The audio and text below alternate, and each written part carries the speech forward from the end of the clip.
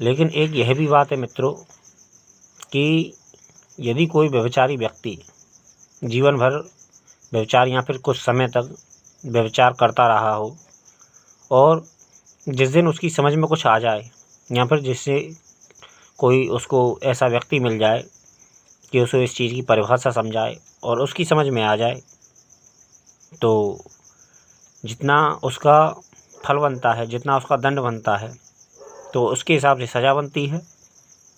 अब जैसे बलात्कार की हमारे भौतिक जगत में कोर्ट कानून के हिसाब से कुछ 7 वर्ष या फिर कुछ वर्ष सज़ा बनती है, और खून के केस में या फिर मर्डर के केस में दफ़ा 302 के, तो उसमें कुछ ज़्यादा सज़ा बनती है। तो इसके हिसाब से यदि कोई व्यभिचारी व्यक्ति व्यभिचार करता है और कितने समय तक व्यभिचार करता है और उसके बाद में अचानक उसकी बुद्धि फिर जाए या फिर उसकी बुद्धि में कुछ समा जाए या फिर कोई उसकी किसी की सलाह को मान ले अच्छे व्यक्ति की, तो उसके हिसाब से जितना उसका दंड बनता है परमात्मा की नज़र में, और यदि वो उस दंड को भुगत ले तो निर्दोष माना जाएगा। क्योंकि भाई मैं तो ऐसा ही समझता हूँ, क्योंकि व्यक्ति का हर कर्म का एक फल बनता है। जब हम पाप कर्म करते हैं या फिर व्यभिचार करते हैं तो कितना फल बनता है यह तो परमात्मा ही निश्चित करता है। तो यदि वो उस व्यक्ति वो उस दंड को भुगत ले और फिर वो भक्ति में लग जाए, तो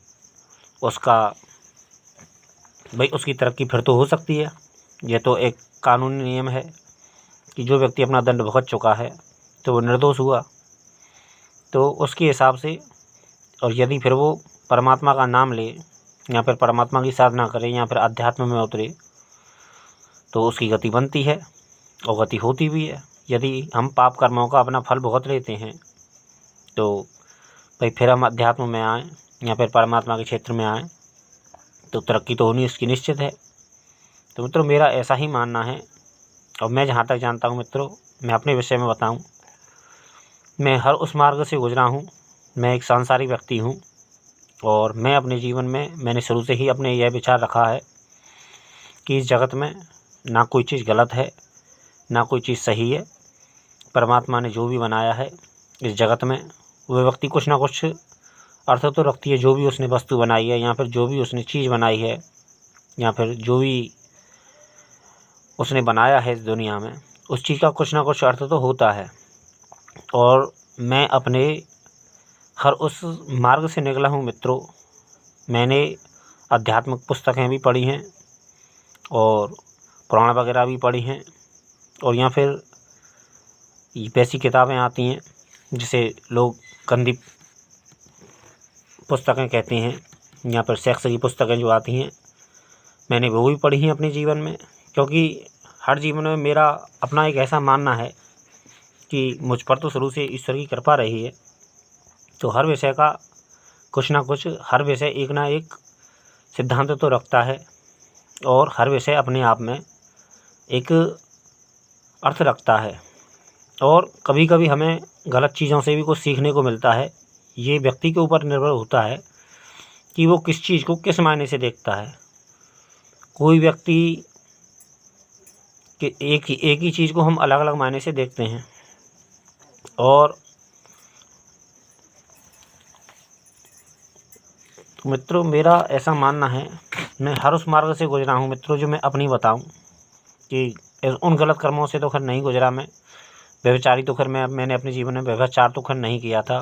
मैं अपने बचपन की बात बताऊँ कि जब हम जानते नहीं थे कुछ ज़्यादा, तो एक बार मेरी करीब नहीं तो 14-15 साल की आयु रही होगी, तो मैंने हम दो थे, एक पड़ोसी था मेरा और नादान थे। तो एक लड़की जा रही थी, तो उस लड़की को हमने छेड़ दिया। तो हमने उसको छेड़ दिया तो ऊपर वाले की तरफ से उस लड़की ने हमें इतनी गालियाँ सुनाई कि बस पूछो मत उसने कितनी गालियाँ सुनाई। हमने तो 1-2 बात ही कही थी, लेकिन उसने इतनी हमें गालियाँ सुनाई। तो मित्रों, मैंने तो उस दिन से तौबा कर ली कि अपने जीवन में किसी भी लड़की को नहीं छेड़ना है।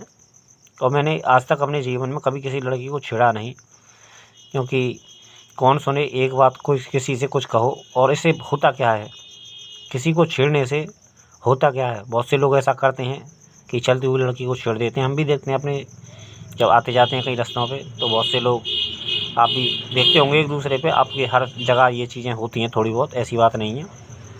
तो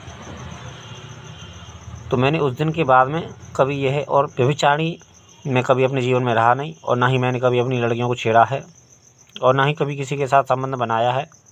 और जो मेरी आदत है, जो मेरे नेचर है, शुरू से मैं परमात्मावादी हूँ, और मैंने शुरू से परमात्मा को चाहा है, और ईश्वर की कृपा से मुझे शुरू से परमात्मा मिला भी है। मुझे 15-16 साल की आयु में मुझे परमात्मा मिल गए, यह मेरा सौभाग्य है। और मुझे सही चीज़ भी मिल गई, और सब कुछ मिल गया मुझे।